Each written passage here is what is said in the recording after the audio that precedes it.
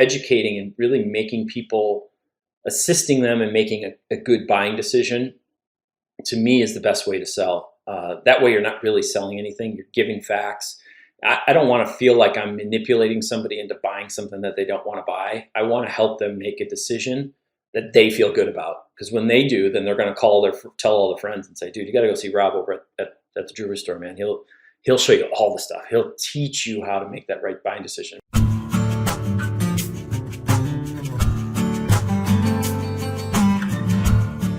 Hey everybody, and welcome to another episode of the Slow Smoke Business Podcast. I'm your host, Jarrod Morgan, and I am super fired up today to be talking to Rob Kessler, founder and CEO of $1 Million Collar. Now, Rob's got a bunch of cool things he's going to talk to us about. He's got an interesting background. I can't wait to hear the story of how $1 Million Collar came about. And while we're doing that, found out Rob is a boat captain. So today, we're going to be actually making some salmon. This is a first for the Slow Smoke Business Show. I'm going to be doing some salmon on cedar planks and hoping I don't set anything on fire. So welcome, Rob. Hey, how's it going, Jarrod? It's good to see you, man. I'm so happy to have you here. I want to go throw these on the grill. And do you ever grill out over there? You live in California, right? I recently moved to Georgia, but I love grilling out. My wife does the kitchen dinners, and I do the outside dinners. So I love to get the grill going. Okay. Oh, I forgot my spatula. So I'm very nervous about this because I think people think that when I grill these things out that I do them, and I'm just like, that's all I ever do. And that's not true. Like, I haven't grilled cedar plank salmon in about 15 years. And the last time I did it, the wood caught on fire, and it was an incident. And so I've been scared about it. I thought if that happens on this show, that will make for some great podcasting. I don't usually pimp the spices that I put on things, but I'm going to do it on this one. I don't know if you can see on the camera. This is from Flounder's Chowder House in Pensacola. That's my hometown, and I love their key lime seafood seasoning. So we're throwing that on the salmon, and I will keep an eye out to see if that thing becomes a raging fire. Yeah, watch for smoke. So, what part of Georgia are you in? We're just outside of Atlanta, in a little town called Tyrone. My wife is a super badass stunt woman, and Atlanta is actually the movie making capital of the world. So she got a job here for 7 weeks, and in the middle of it, she said she started looking at houses, and I said, let's do it. And she found a house. We closed on it, and 2 weeks later, I had our whole place in California packed up, and we were gone. So wow. So what? Yeah. And what part of California were you in? Los Angeles. We were in Manhattan Beach when we moved. So probably got a lot more house for the money, I would imagine, when you moved to Georgia, right? Yeah. So we were renting in LA like everybody does, and the house that we were renting was 1,200 square feet, little 3-bedroom. They put it on the market. It sold for almost $1.4 million, and we paid less than half of that for our house in Georgia, and it's like 5,000 square feet on 5 acres. So yeah. So I mean, there's a trend going on, right? So you, by the way, in that intro, you said two things I didn't expect. One, that your wife is a stunt woman, and two, that Atlanta is the movie making capital of the world. Yep. So first of all, you married a stunt woman? Well, she wasn't a stunt woman when we got married, but she became one while we were married. Okay. She was more attainable then. Not now. She's not very attainable. I mean, that would be like you meet a stunt woman, and then so I'm even more fascinated. How did you watch her go from not being a stunt person to being a stunt person? It was actually a really amazing transition with her. When we met, she had a corporate job. She was like following the path that you're supposed to follow, but she had this deep passion for fitness. She's got, shredded 6-pack abs, always has. Everybody always says, how do I get abs? How do I get abs? So I pushed her and encouraged her to follow that passion. When she was on her business trip, she was studying to get her personal training license. She got that. She started training in the park, did a whole summer of training like after work, and then quit her corporate job by the end of that summer. We bought a building. I moved my screen printing business out of the basement. She moved and opened a gym. We ran that for several years and then decided, that was fun. Let's do something else. packed up everything, moved to California, knew nobody. She didn't know what she was going to do. At that point, she had modeled for Matrix and Beachbody and Insanity and Woodway and like all these high-end, Wow. fitness brands. So we got out there thinking she was going to do something in the fitness world. And the only people we knew were literally the kids that leased us our apartment. And so we were out walking our dogs one day, and the guy's like, "What are you going to do?" And she's like, "I don't know. Like, I just want to do something really active." And so he goes, one of my former tenants was a stuntman. Do you want to meet him? And she said, yeah. And so we worked out with him a couple days later, and he told her all the horrible things about the industry. And she said, sounds great. Let's try it. And she took off. I mean, she jumped in with both feet, and she's amazing. She's been in like 60 or 70 different shows and movies, and a Netflix show called Lou just came out, and she helped craft all the fight scenes in that one movie. So, I mean, she's Wow. just super crazy. I mean, it's awesome to watch what she's done in her life. So we're getting like a twofer here. I was ready to get your sort of story of building something or whatever. We got hers too, so that's really cool. Yeah. So clearly, what is making you guys a special couple is neither one of you guys seem content with a 9 to 5 kind of cubicle office dwelling, right? And so you have started this incredible thing, $1 Million Collar. So for those of our listeners that have never heard of it, why don't you tell them what it is, and then we can get into how you created it. So the simple way to describe it is think collar stay for a dress shirt, except 9 inches long, and it goes down the front of the shirt where the buttons and the holes are. And the statistics say that 90% of people, when they wear a dress shirt, they don't wear a tie. And there's no product out there that really makes the front of the shirt look great all day long. And so that's basically what $1 Million Collar is. It's a 9-inch long collar stay that gets sewn into your shirt. Once it's in, it lasts the life of the shirt. That's the truth, because sort of like the the corporate finance world, like the uniform today for like business, certainly like in the circles that I've always existed in, has been like the collared shirt, unbuttoned, no tie, unbuttoned at the top, no tie, and a jacket, right? Mm-hmm. And there's very little to make that look right, because none of those shirts are designed to be worn that way. But you're right, that's 9 out of 10 times that's how they're being worn. Yeah, they were always designed to be buttoned all the way up and worn with a tie. So there never had to be any structure. That part of the shirt's called the placket. And so there was never any structure in the placket because they never had to. But for the last 10 or 15 years, right, people really have ditched the tie and have just kind of dealt with the fact that it's going to be sloppy and you're going to do this 1,000 times a day and try to adjust it, make it look good. I got married. If you can look over my shoulder, there's a picture from our wedding day. That was before I could even say I do, and my shirt was just a sloppy, crumbled mess. And I came home from Jamaica. I started cutting open dress shirts, and I showed my new bride, and the light went off, and she's like, I get what you've been complaining about all these years, because to me, the dress shirt is the most versatile thing a guy can wear. If you're going out at night or you're going to work, you can wear it tucked, untucked, you can roll the sleeves, you can button it, you can wear a tie. Like, you can just wear it a ton of different ways. You can wear it under a sweater. And for the go-to piece to be so unreliable just drove me nuts. I'd be there ironing, still trying to get my shirt to look right, and she'd be ready to go out. She's like, dude, what are you doing? I'm like, let's go. And what are you messing around with it? I was trying to get this look, and I just didn't know it yet. So you come home from your wedding, you're angry about it. Is it obvious to you that you need a 9-inch collar stay, or did you have to iterate and try some different things? I knew that had to go here. It had to go into the placket. I looked on the internet. I tried to search everything I could.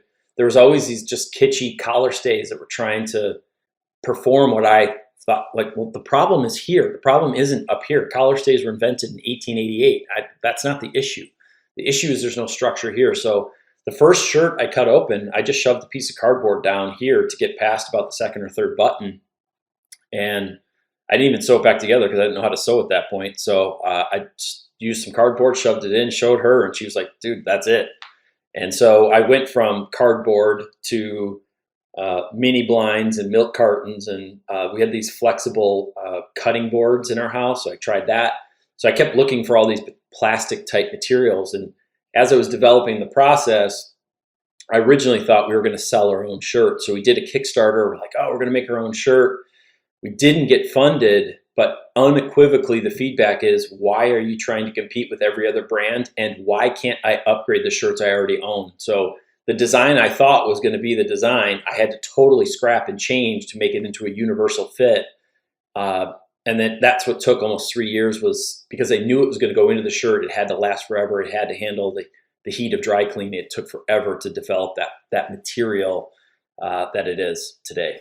Man, I love that story. We talk on this show all the time about, making progress instead of seeking perfection. And you're a perfect example of, like, you put together the best thing you had, right? You had this plan, you go and you launch a Kickstarter, and that's where you learn what your business is really supposed to be, right? When people give you the feedback after looking at it. And you wouldn't have done that if you just sat back and tried to figure that part out.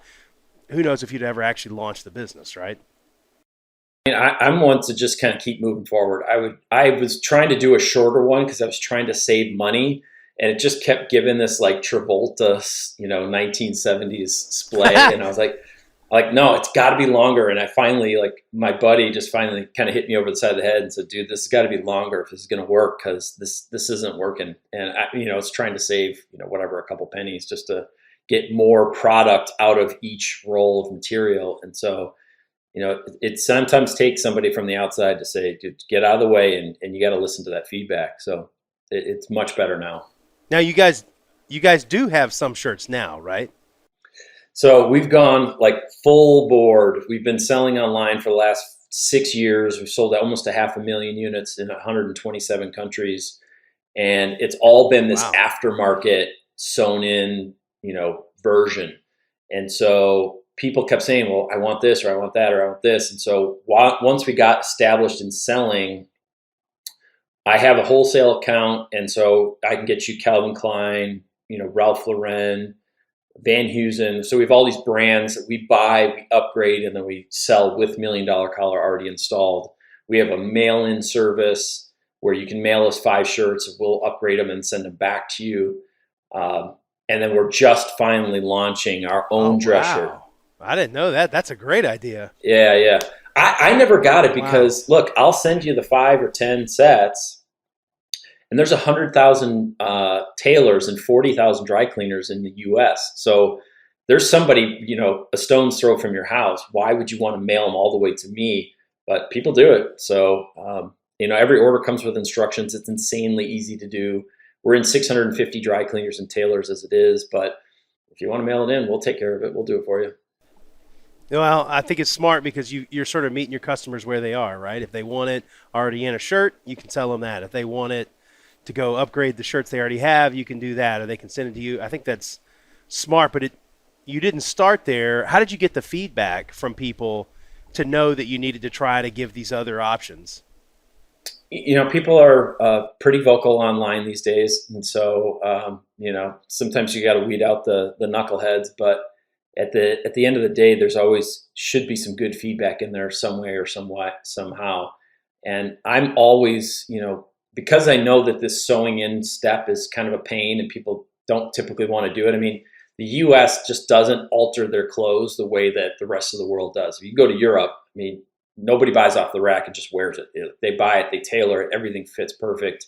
The US just doesn't do that. So it's been really easy to sell over there in Europe, but here has been a little bit more of a challenge. So I always just am looking at it from the customer's perspective and saying, how can I make it easier to try my product? Because once you get this in one shirt, you're going to look at the rest of the shirts in your closet and be like, this is the only one I want to wear. I don't want to wear any of those. So I know if I can get you past the first one, right, that you'll take the extra step and go do the rest of the 30 shirts that are in your closet. Yeah, that's cool.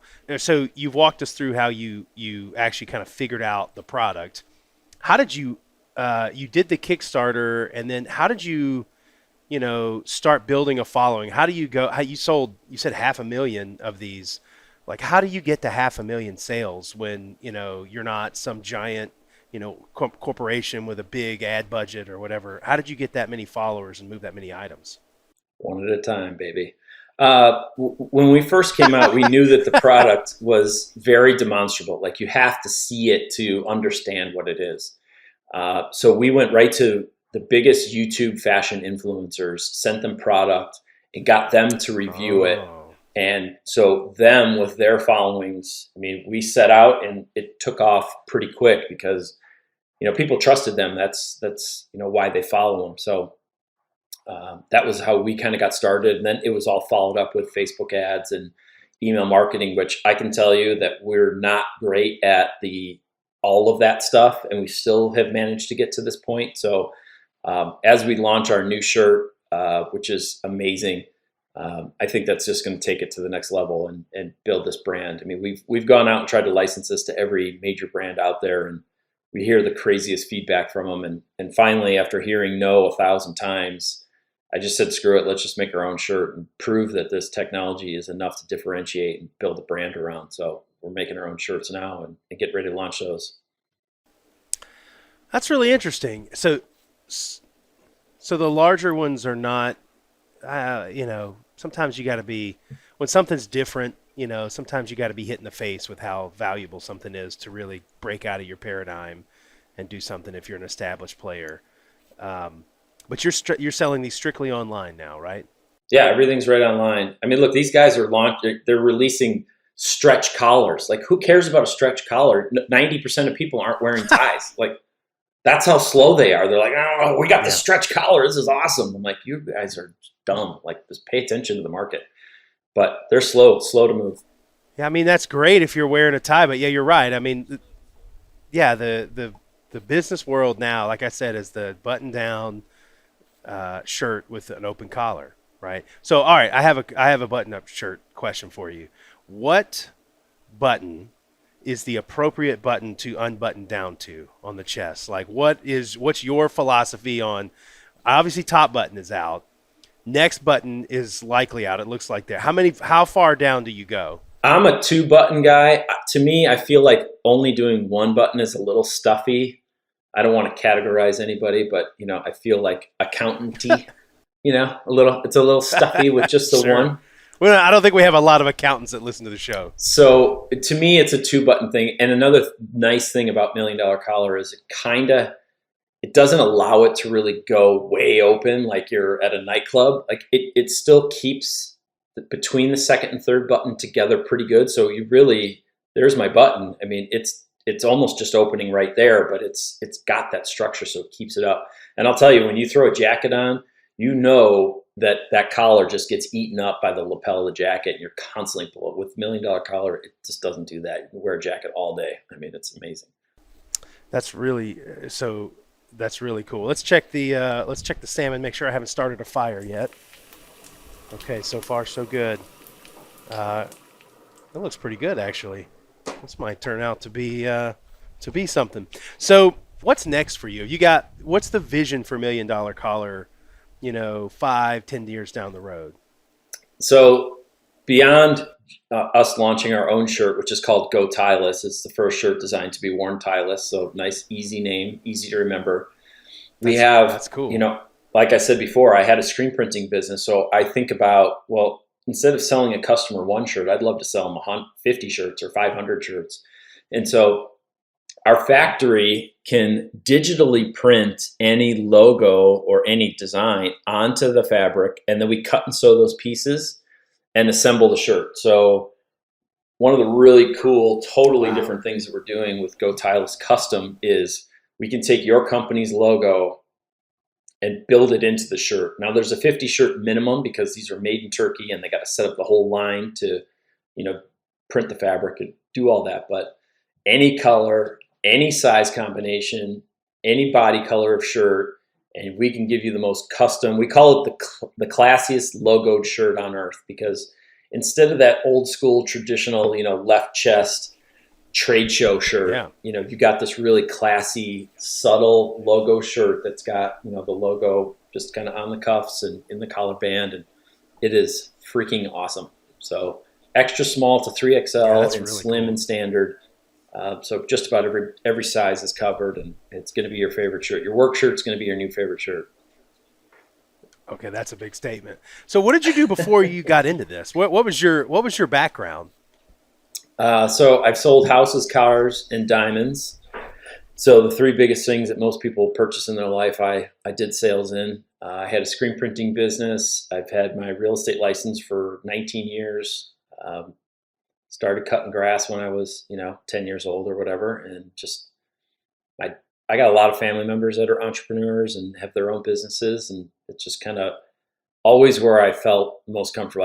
I hated retail because I couldn't sit still long enough to wait people to come in. That just drove me nuts. I would rather go after it and try to make the reach out and make the connection with somebody. And I've just been better at that. So what's interesting about your background then is like you've got, I see like a common set of skills, like the ability to talk to people and sell and kind of hustle and understand that. But at nowhere in your background was there a fashion background. I find that Oh kind of no, interesting. no, not fashion at all. I tried to start a clothing line in 2006 called Nude. Stood for Nothing Else Will Do, NEWD. So nude clothing. I thought we're playing on the name was really cool. So I didn't have any artistic ability. So I have a bunch of friends that are artists, and I said, hey, instead of selling a $2,000 painting, why don't we take that art, throw it on a T-shirt, because this is like Ed Hardy, $80, $90 a time. I'm like, I know that T-shirts don't cost $90 to print. So why don't we take your art, we'll sell it on a shirt, sell a limited run of them. You can kind of promote yourself, make some money, and not have to sell that massive painting, to pay your rent or feed yourself. And so I started doing all these shirts, and it was great, except the artists are terrible self-promoters, like terrible. So they weren't promoting these at all. And I had all this inventory and all these shirts, and I was doing all these shows and trying to sell all this stuff. And one of the things that people kept saying, man, I don't care about what's on it. I love the shirt. I love the shirt. And I just was able to continue to find really cool, soft fabrics, fit really well. That burnout tee, I don't know if you remember those when in like around 2010, that was like the hottest thing ever. It was like the softest fabric. And so I was doing prints on burnout t-shirts, and people were just like, dude, I don't forget the print, just give me the shirt. And so I stopped doing the prints, and then I started just put my logo on them. But I was subbing out all that work to different screen printers, and it's getting killed on the price. And I said, man, I can figure this out. And so I just kind of put it out in the universe.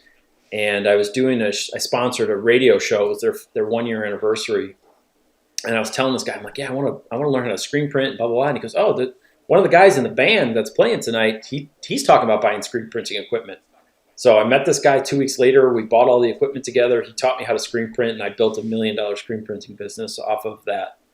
I mean, like a tabletop, 4-color, 2-station. It was $2,500 worth of equipment. We split, and I built $1 million business off of that.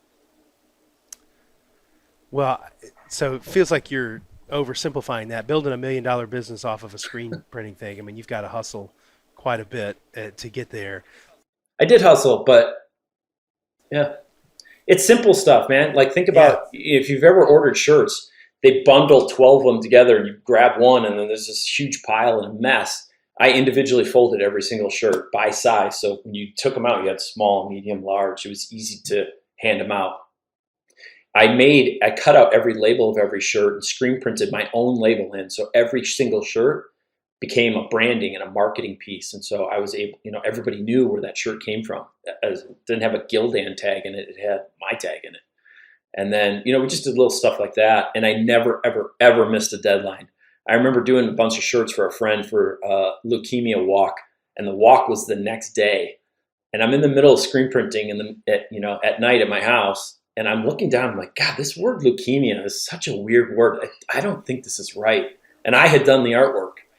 I spelled leukemia wrong, and I had half the shirts printed. Oh, no. So I had to drive 2 hours south to Chicago to my distributor to pick up enough shirts, get back and print them, and still delivered them that afternoon.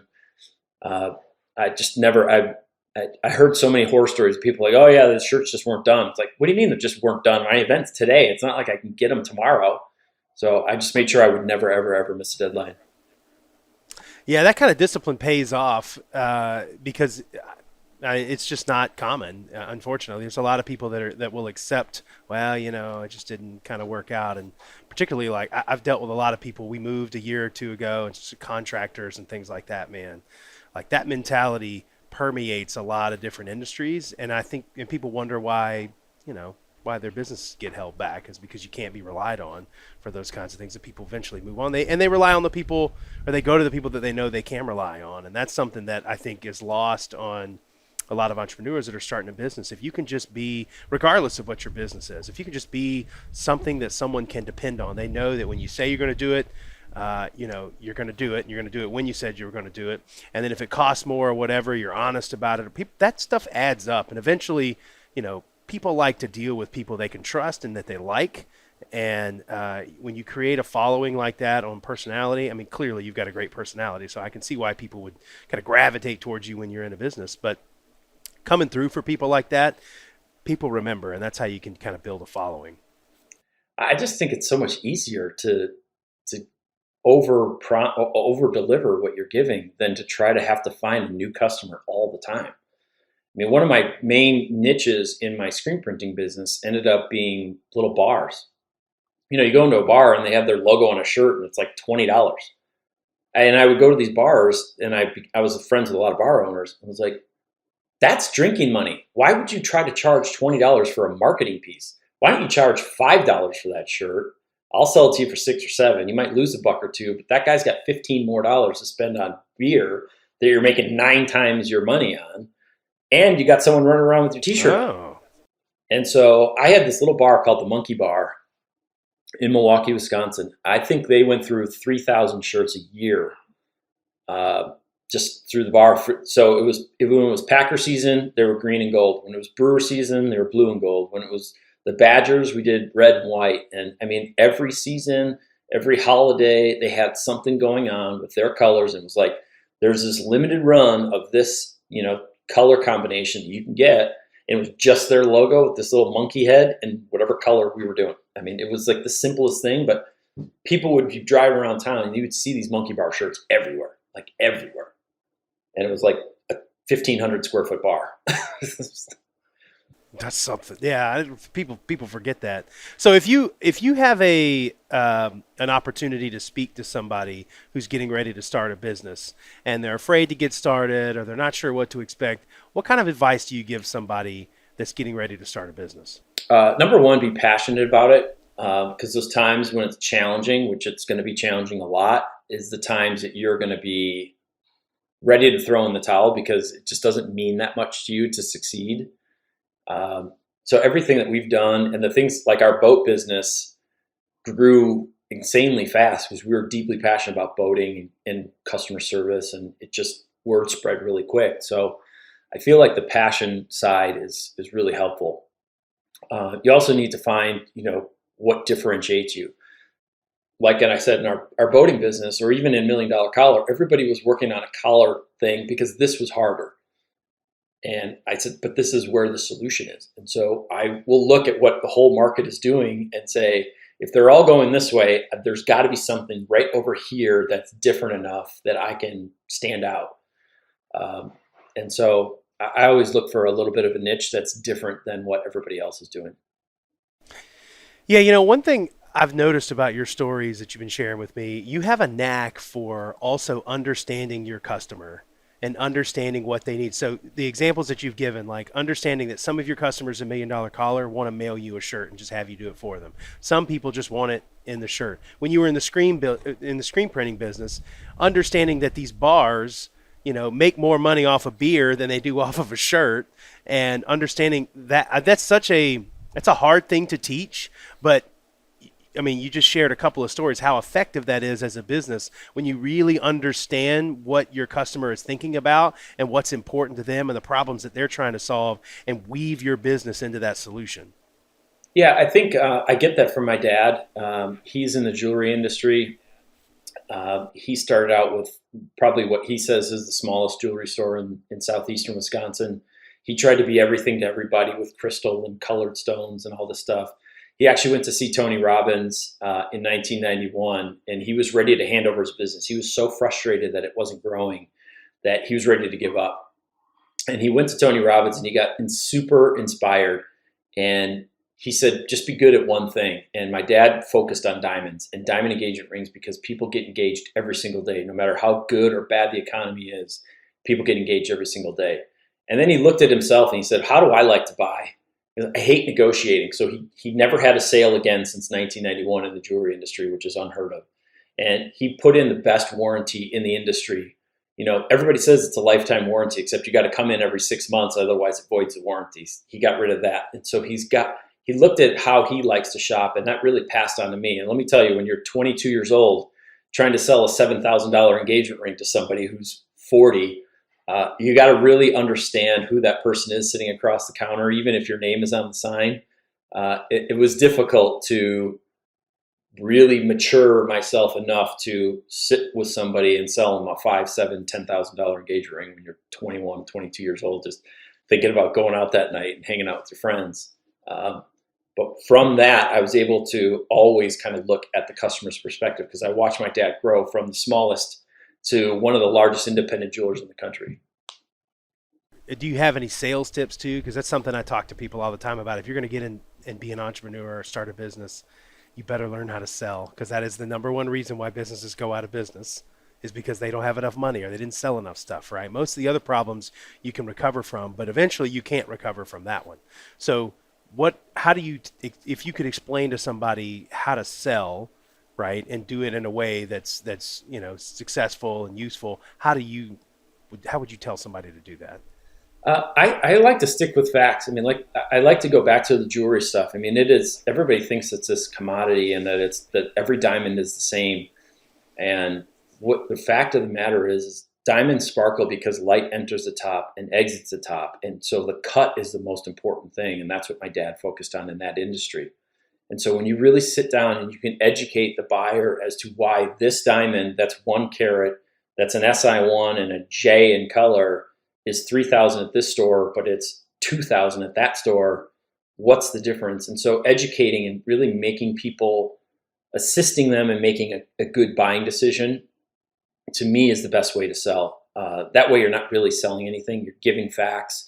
I don't want to feel like I'm manipulating somebody into buying something that they don't want to buy. I want to help them make a decision that they feel good about. Because when they do, then they're going to tell all the friends and say, dude, you got to go see Rob over at the jewelry store, man. He'll show you all the stuff. He'll teach you how to make that right buying decision. In my early 20s, mid 20s, doing real estate, again, you have to be able to help somebody make a good buying decision. And I think that's what's the strongest. You don't want to manipulate people, that's for sure. That just goes back to under delivering to your customer, like we talked about before. If I over deliver and help them feel really strong and empowered, then they've made the decision, not me.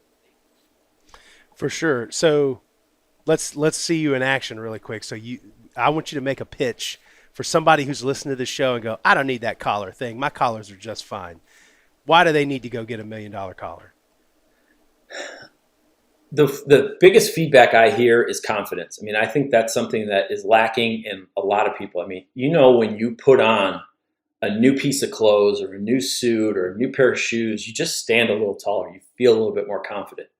This product is something that actually gives you more confidence. I get customer feedback constantly that's like, hey man, I was just walking through and people looked at me different. They knew something was different. They knew something was better. I just want to look put together. That's my whole deal. To me, when it's crumbled, I feel like it's sloppy. That's how I feel. I like feeling put together. Don't you hate it when your shirt looks like that? Yeah, you hate it? Cool. Take 5 minutes, go to the dry cleaner, have them install it, and never think about it again. Yeah, that's a great point too. You do it once and then it's done, right? It's in the shirt and then you don't ever have to screw with it again, and now you look great. Let's check the salmon one more time. Yeah. What do you think? Oh, okay. We're getting close. Let me hit it with the probe really quick. All right, we're going to wait for that to go. So, Rob, tell our listeners where they can find you and where they can find your shirts. Our website's probably the easiest, milliondollarcollar.com. It's got all the products, everything's on there. GoTileless.com is kind of gone through this rebranding and this relaunch with our shirts coming in. So our own shirts are called Go Tileless. That's our shirt brand. We wanted to keep the technology and the brand separate. So if someday somebody comes and says, I want to give you a lot of money for your technology, they can go buy off that brand and buy $1 Million Collar. Or if we build this Go Tylus brand, we can go and sell that off and continue to own the technology. So those are the two separate companies. $1 Million Collar on Instagram is probably the most active. And if you guys want to go on and help with some of the haters that don't understand what the product is, that would be appreciated, because there's a lot of them that have nothing better to do. They help our algorithm, which is fine with me, but some of the comments I get are just pretty dumb. So I can't always be the one who's going back at these people. Yeah, well, you're nobody until somebody hates you on the internet. That's what I always say. Like, if no one's throwing rocks at you on the internet, you're probably not doing anything interesting. So screw those guys. And they probably look like shit in their shirts, so who cares? I know, it's funny. Some of those people that are the ones commenting are like, oh, but okay, well, you didn't want me to look at your profile, did you? Okay. No, yeah, now I do, and you look like hell. So nice, good, best of luck to you. Good luck on your Tinder dates or whatever. So it's great to have you here, Rob. What a cool story. What a cool product. I love being able to highlight entrepreneurs like you that have skill sets and are willing to share. Thank you so much for being here. Absolutely, man. It was awesome. Don't forget to like us on social media. We're on Instagram, TikTok, Facebook. I think we're still on MySpace. I don't know. We're probably not. But go find us on social media. Like us wherever you're finding your podcast. Give us a 5-star rating. We really appreciate it.